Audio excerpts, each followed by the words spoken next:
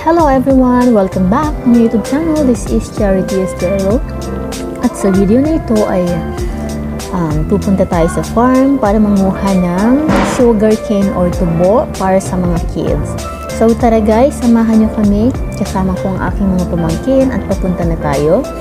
Medyo masukal. Madaming mga damo at ayan, halos hindi mo makita kung nasaan yung mga tubo, pero may dala akong mahabang itak para makakuha tayo ng safe. So ayan, may mga tanim din ditong mga bananas. Ayan, malapit lang ito sa bahay kubo dito sa farm. At ayan guys, ang sarap lang din kasing mamuhay dito sa probinsya, no? Kasi mostly mga fresh ang ating nakakain dito, fresh fruits and vegetables. So finally guys, eto na, nakakuha na tayo at ilinisan ko lang saglit para ibigay ko na sa mga bata. So ayan guys, nakakatuwa lang din kasi gustong gusto rin siya ng mga bata. Masarap siyang pag tanggalan mo lang siya ng balatan mo lang, at masarap siyang nguyain, talagang napakatamis. So basically before, eto yung isa sa mga kabuhayan dito.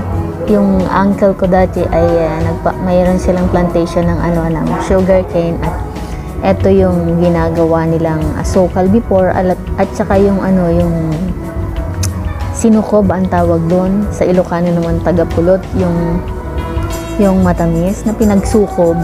Ayan. So ayan guys, eto pa yung ibang mga tubo, at nililinisan ko lang yung aking daraanan para makuha ko sila ng bonggang-bongga. Char. Sa sugarcane or tubo, pwede tayong makagawa ng asukal, ng suka. Ayan. Pwede rin natin kainin ng fresh as fruits. Better than candies. Diba? Sugarcane and its derivatives have several known health benefits when consumed in moderate quantities. Chewing on sugarcane or consuming sugarcane water as syrup can help treat urinary tract issues and provide a boost of antioxidants, along with providing benefits to pregnant women and diabetic patients. Sugarcane is a renewable, eco-friendly sum as it reproduces in cycle of less than 1 year. By using sugarcane in place of wood pulp, we can lower pollution and preserve forest ecosystems. The #1 spot goes to the country that has historically been the world's largest producer of sugarcane, is Brazil. So what would happen if we drink sugarcane daily?